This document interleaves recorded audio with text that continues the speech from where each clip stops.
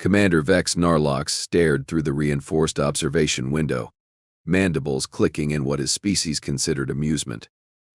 The training field below, a barren wasteland of scorched terrain and twisted metal, stretched out like an artist's rendition of Apocalypse.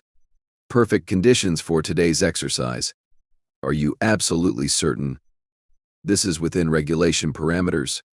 Lieutenant Zithara asked beside him, her violet scales shimmering with anxiety as she tapped her datapad.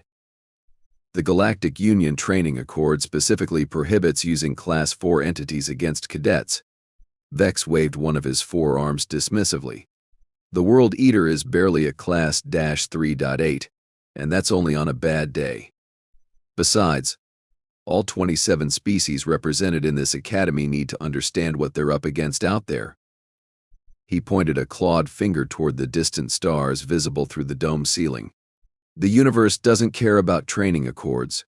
But sir, there's a human down there, Zithara hissed, her forked tongue flicking nervously between sharp teeth. Precisely why this will be so entertaining, Vex replied, his compound eyes glittering with mischief. Have you seen what these humans do back on their homeworld for fun? They jump out of perfectly functioning aircraft. They swim with apex predators. They consume capsaicin, a literal chemical weapon, for pleasure. The command center buzzed with activity as various alien species prepared for the training exercise. Technicians from the insectoid krill collective worked alongside reptilian saurians and the gelatinous blorbs, who oozed enthusiastically over their control panels. Commence Operation Humble Human, Vex announced, pressing a glowing red button that seemed unnecessarily large and dramatic. An alarm blared throughout the facility, and across the training field, a massive containment door began to rise. Cadet Talia Jackson stood alone on the field, looking comically small in her standard-issue combat suit. The only visible part of her was her face through the helmet visor, brown skin, determined eyes, and what Vex had learned was called a smirk on her peculiarly flat face. Is she smiling? Asked Officer Gloop, a blorb whose translucent body pulsed with confusion. Does she not understand what's coming? Humans. Vex sighed dramatically. Always smiling in the face of certain doom. It's what makes them so frustratingly unpredictable. Through speakers across the training grounds, Vex's voice boomed. Cadet Jackson, today you face the Nexilodon, known throughout 7 galaxies as the World Eater.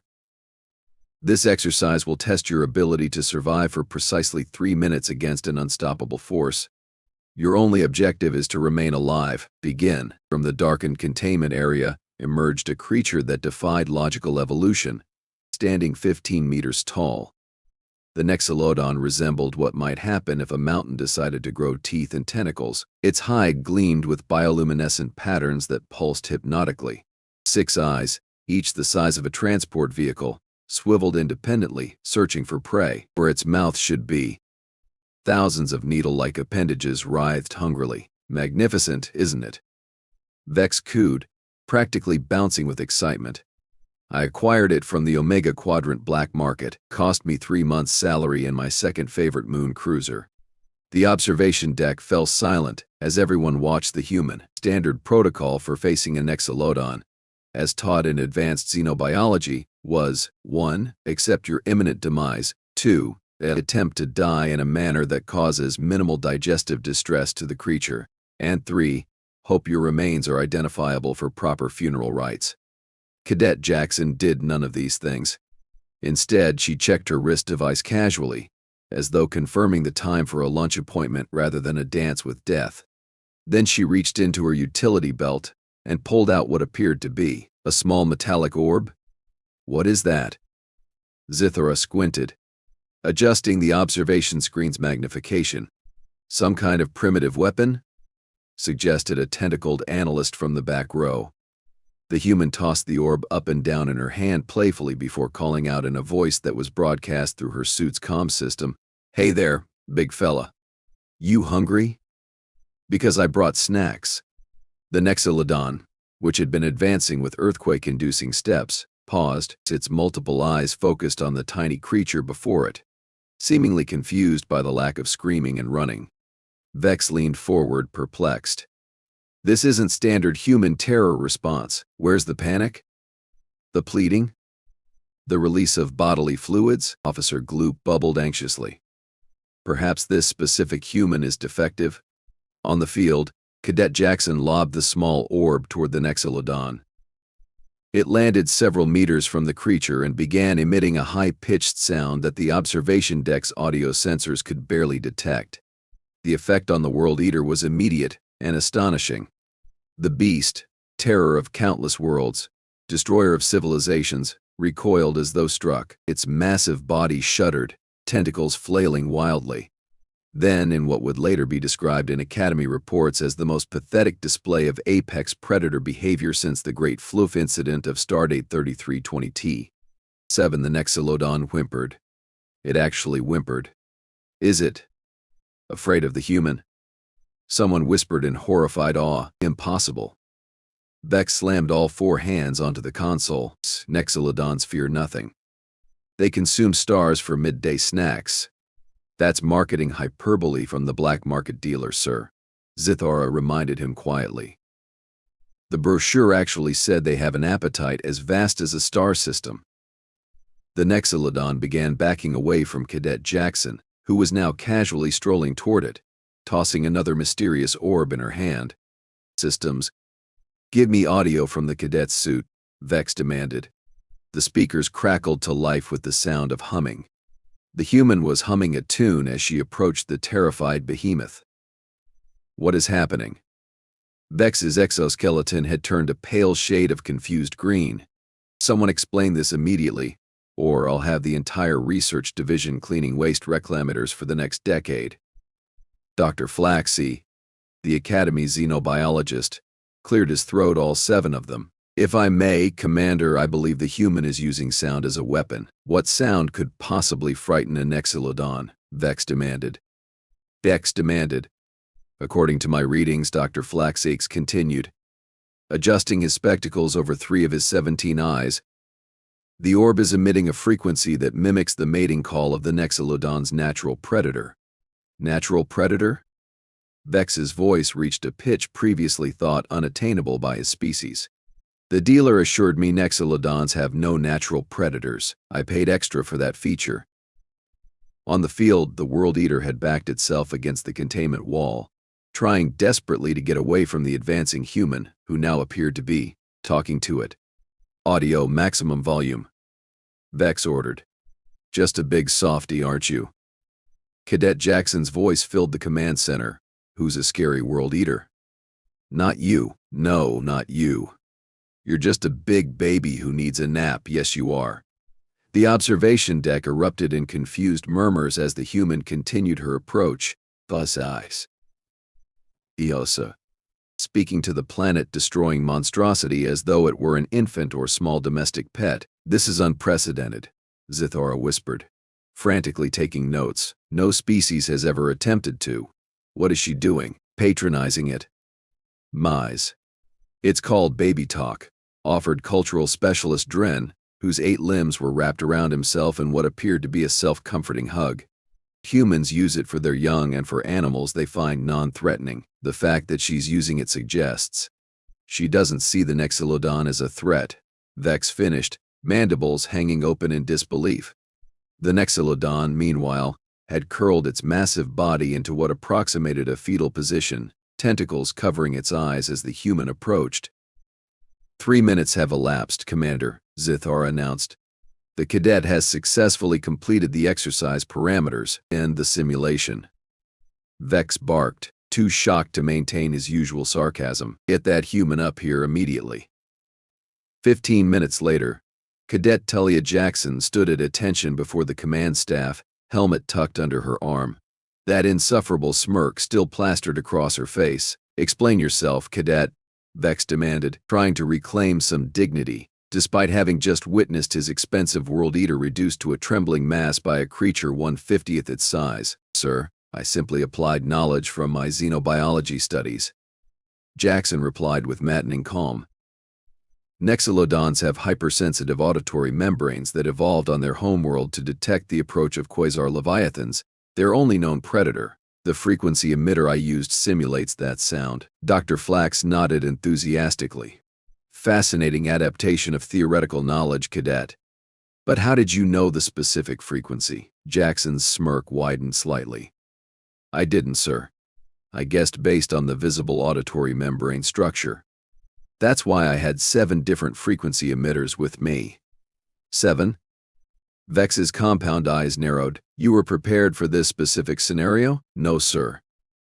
I was prepared for multiple scenarios involving sound-sensitive species. She paused, then added with infuriating politeness.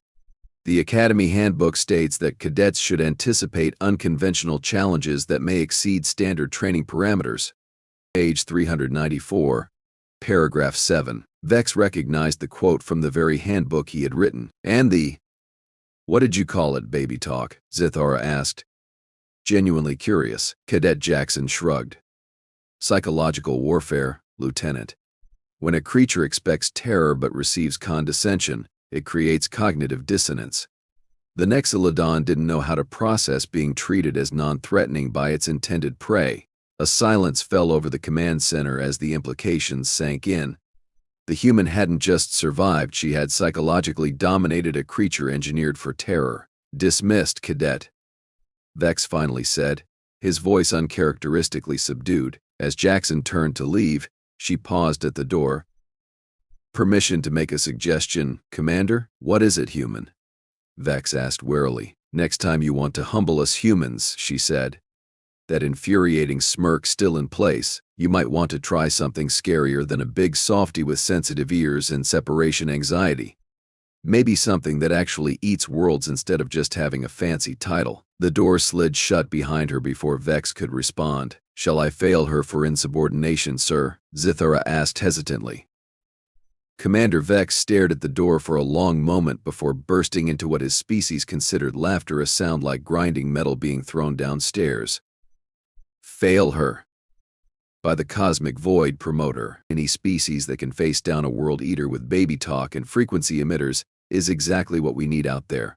He gestured toward the stars. The universe is far stranger than our training manuals, Lieutenant. And it seems humans might be the strangest of all, Officer Gloop oozed thoughtfully.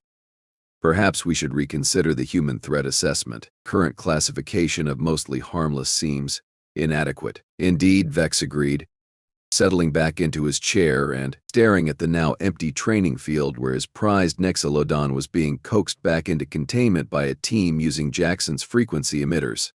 Gate the files. Classification: deceptively dangerous. Approach with extreme caution. And whatever you do, his mandibles clicked one final time. Never, ever try to scare them. It only makes them sarcastic. News of the Nexilodon incident spread through the Galactic Academy faster than a quantum virus. Within hours, every species from the amorphous Gaxians to the crystalline Pyrions was discussing the human who had reduced a world eater to a quivering puddle of existential dread. Commander Vex Narlox, meanwhile, had barricaded himself in his office, ostensibly to complete the incident report but really to avoid the knowing looks from his fellow officers. The humiliation stung his exoskeletal pride. 4,000 cycles of military service, 7 battle medals of distinguished valor, and now his legacy would be forever tarnished by a single human cadet with an annoying smirk and apparent immunity to fear. Enter, he grumbled as his office door chimed. The portal slid open to reveal Admiral Morvel, Supreme Commander of the Academy and the only Draconid ever to achieve such rank without eating at least one subordinate. Fascinating report, Commander Narlox. The Admiral rumbled, his scaled bulk barely fitting through the doorway. Steam curled from his nostrils as he spoke, a sign of either intense interest or imminent indigestion. With Draconids, it was often difficult to tell the difference. A human tamed your world eater. How unexpected. Vex's mandibles twitched with irritation. The creature was clearly defective, Admiral. I've already filed a complaint with the black market dealer. Yes, I saw your 16-page message. Particularly enjoyed the section where you threatened to, and I quote, rearrange his molecular structure into something resembling the south end of a north-facing waste disposal unit. The Admiral's mouth stretched into what passed for a smile among his kinda terrifying display of teeth evolved for crushing starship hulls. Creative, thank you, sir. Vex replied stiffly. I took an elective in intimidating correspondence last solar cycle. Admiral Morvel lowered himself into a reinforced chair that groaned under his weight. This incident presents an opportunity, Commander. An opportunity to request transfer to the Outer Rim Educational Outpost, Vex asked hopefully. An opportunity to learn more about our human cadets. The Admiral leaned forward, causing the chair to emit an alarming creak. The Galactic Council is concerned. Humans have only been part of the Union for 23 standard years, yet they've advanced through our ranks with disturbing speed. This Jackson specimen displayed tactical thinking that should be beyond a first cycle cadet. She quoted my own handbook at me, Vex admitted bitterly. Page 394, paragraph 7. Yes, their memory capabilities are remarkably efficient for beings with such limited brain capacity. The Admiral nodded, but it's their unpredictability that truly concerns the Council, which brings me to your new assignment. Vex's compound eyes widened with apprehension. New assignment? Maisie, the Crucible trial. The words hung in the air like a death sentence. Vex's exoskeleton paled to a sickly yellow. Sir, with all due respect, the Crucible hasn't been used since the Quantum Wars. It's designed to break candidates psychologically. Most species can't even. Precisely, the Admiral interrupted. The Council wants to know what it takes to break a human. And after your creative approach with the Nexilodon, you've been unanimously selected to oversee the trial. But, sir, there are protocols, ethical considerations, all waived by Council Directive 773 Beta. This is now a matter of galactic security. The Admiral rose, his massive frame blocking the office lights and casting Vex in shadow. The human Cadet Jackson will face the Crucible in 3 days. We make the necessary preparations. After the Admiral departed, Vex sat motionless, contemplating the moral and practical implications of subjecting a being, even a human, to the Crucible. Unlike the Nexilodon exercise, which was merely dangerous, the Crucible was designed to inflict psychological trauma from which many never recovered. Lieutenant Zithara, he finally said into his communicator, meet me in restricted section Omega, and bring the updated human psychological profiles. 3 days later, Cadet Talia Jackson stood alone in a blank white chamber. No visible doors, no windows, not even a seam in the walls to suggest how she had entered. The room was a perfect cube, 10 meters on each side, with lighting that seemed to come from everywhere and nowhere.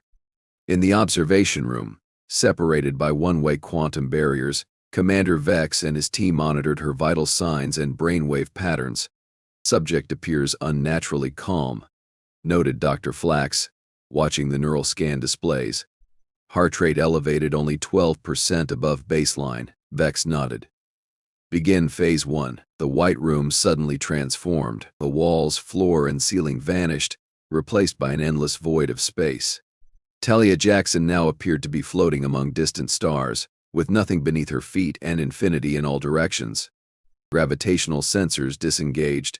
Zithara confirmed. Subject will experience the sensation of falling through space. It was a simple but effective first stage. Most species had some instinctive fear of falling, of the void, of the endless cold darkness of space. Cadets typically began panicking within seconds. Cadet Jackson looked around, then did something unexpected. She smiled, spread her arms, and began making swimming motions, propelling herself in slow, deliberate arcs through the simulated void. Is she playing? Zithara asked incredulously. Vex leaned closer to the monitor. Increase sensory input, add radiation warnings, temperature drops, and oxygen depletion alerts. The human suit began flashing red warning symbols, and the environmental controls made the chamber's temperature plummet. Frost formed on Jackson's visor. The cadet promptly curled into a ball, conserving body heat, and began controlled breathing exercises. She's treating it like a survival drill, Dr. Flaxix observed. Fascinating adaptation. Vex clicked his mandibles in frustration. Advanced to Phase 2. The void of space dissolved, replaced by a hellscape of Cadet Jackson's homeworld Earth, but ravaged by nuclear war. The sky burned with radiation, buildings lay in ruins, and the ground was littered with the simulated bodies of human casualties. Neural scan shows elevated stress response, Dr. Flax noted. We may be making progress. On the screen, Jackson moved cautiously through the ruins, checking bodies for signs of life, a programmed response, likely from her emergency medical training. But instead of succumbing to horror or despair, she began methodically creating a survivor camp, dragging debris to form shelters, collecting what appeared to be usable supplies. She's rebuilding, Zithara said softly. Commander, I don't think she understands this is meant to break her. I can see that, Lieutenant. Vex snapped. Phase 3. Now, the apocalyptic landscape shifted again. This time, Jackson found herself in a perfect recreation of her childhood home, details extracted from her personnel file and academy entrance interviews. Everything looked normal, except for the subtle wrongness engineered by the simulation designers, furniture slightly out of place, colors a shade too vivid, sounds that echoed a fraction too long, and then the door opened, and an exact duplicate of Cadet Jackson walked in, patterns destabilizing. Dr. Flaxax reported with professional satisfaction. The doppelganger protocol rarely fails. In the simulation, the duplicate approached the real Jackson, mimicking her movements precisely, speaking with her voice. You're not real, the real Jackson said firmly. This is a simulation designed to induce psychological distress through identity confrontation. The doppelganger smiled that same infuriating smirk. Of course I know that. I'm you, remember? The question is, which one of us is the original, and which is the simulation who only thinks she's real? That's actually a fascinating philosophical question, Jackson replied, sitting down casually on the simulated couch. But ultimately irrelevant to my current objective, which is completing this trial. Vex slammed all four hands on the console. This is unprecedented. The identity crisis scenario has a 97.8% breakdown rate across all tested species. Humans have entertainment media that explores these exact scenarios, Dr. Flax noted, scrolling through cultural reference data. They call it science fiction. This particular human has logged over 3,000 hours of recreational viewing in this genre. Are you telling me, Vex said slowly, mandibles twitching with barely suppressed rage, that humans regularly expose themselves to psychological horror scenarios? For fun? Affirmative, Dr. Flax confirmed. They also voluntarily enter simulated environments designed to trigger fear responses. They call these horror movies and haunted houses. In the simulation, Jackson was now having a philosophical debate with her doppelganger about the nature of consciousness while making what appeared to be a sandwich from the simulated kitchen. Advance to final phase, Vex ordered, his voice unnaturally calm. Maximum intensity. Zithara's scales paled. Commander, the final phase has never been tested on humans. The psychic load could cause permanent damage. The Admiral wants results, Lieutenant. And results he shall have. The simulation shifted one last time. Now Jackson stood in absolute darkness. No light, no sound, no sensory input of any kind except for the voices. The final phase tapped directly into the subject's neural pathways, manifesting their deepest fears, regrets, and insecurities as auditory hallucinations. For a full minute, Jackson stood motionless in the darkness. Neural readings are confusing, Dr. Flaxax reported. She appears to be experiencing the voices, but there's no corresponding stress response. Impossible, Vex hissed. The voices are tailored to her specific psychological profile. They should be unbearable. Another minute passed. Then another. Finally, Jackson's voice came through the audio sensors. Is this the part where I'm supposed to confront my inner demons? Because I've been doing guided meditation and shadow work since I was 12. My Aunt Mira is a licensed therapist. This is basically Tuesday evening at the Jackson household. Vex stared at the monitor in utter disbelief. Should we stop the trial, Commander? Zithara asked hesitantly. Before Vex could respond, Jackson's voice continued.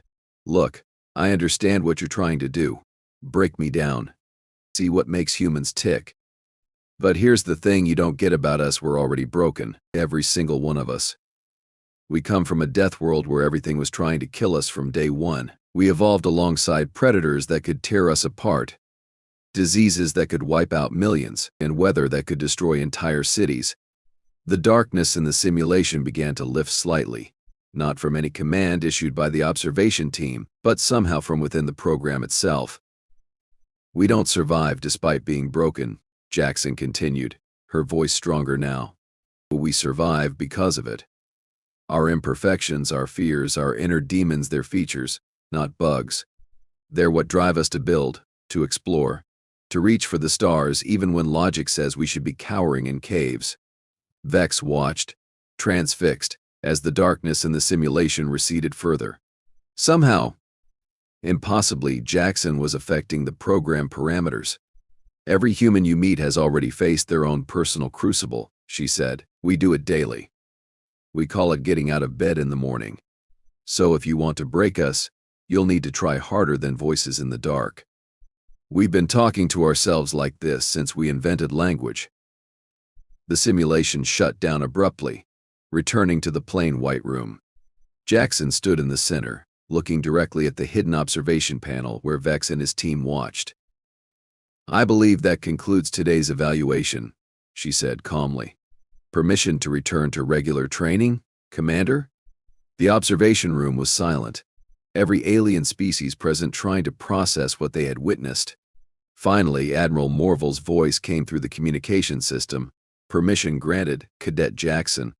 Report to my office at 0800 tomorrow.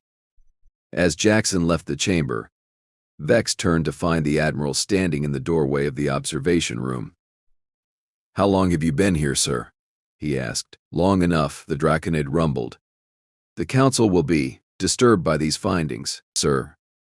If I may ask, Zithara interjected, what does this mean for our human integration program? The Admiral's expression was unreadable as he watched Jackson's departure on the monitor. It means, Lieutenant, that our assessment of humans has been catastrophically incomplete. We thought we were allowing a developing species into our Galactic Union out of charity. We thought we were mentoring them. He turned to face the command staff, his massive form silhouetted against the screens. We were wrong. They don't need our protection. It's quite possible that we need theirs. Visantron, Commander Vex found himself nodding in reluctant agreement. She called Earth a death world, sir. I thought that was hyperbole. But perhaps we should investigate further. Already doing so, the Admiral confirmed. Preliminary reports suggest that what humans consider moderately dangerous would be classified as extinction level on most Union worlds. They evolved on a planet that should have killed them 1,000 times over. Wah! Dr. Flax's 17 eyes blinked in sequence. So, when we subjected Cadet Jackson to our most extreme psychological test, we basically gave her a typical Tuesday evening. As she put it, Vex finished, a new respect in his voice. Ancestors help us when they encounter something they actually consider challenging. The Admiral turned to leave, then paused. Commander Narlox, I'm assigning you as liaison to the human cadets. Learn everything you can about them. Their strengths, their weaknesses if they have any, and most importantly, what actually scares them. And if nothing does, sir? Vex asked. The Admiral's steam-venting nostrils flared dramatically. Then pray they continue to find us amusing rather than annoying. Because I've seen the classified reports on their homeworld's history, and believe me when I say this, we do not want humans as enemies. The next morning, Vex found himself in the Academy's central garden, a carefully maintained artificial environment containing flora from 100 different worlds. Sitting on a bench beneath an iridescent tree of contemplation was Cadet Jackson, reading something on her datapad. May I join you, Cadet? Vex asked formally. She looked up, that familiar smirk playing across her features. Of course, Commander. Enjoying the aftermath of yesterday's excitement, Vex settled his exoskeletal frame onto the bench, which creaked in protest. I owe you an apology, Cadet Jackson. Both the Nexilodon exercise and the Crucible trial were excessive. Apology accepted, she replied easily.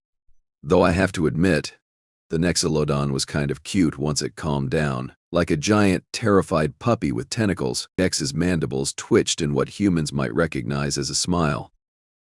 The dealer has refused my refund request, so the Academy is now stuck with a 15-meter apex predator that whimpers whenever a human walks past its containment area.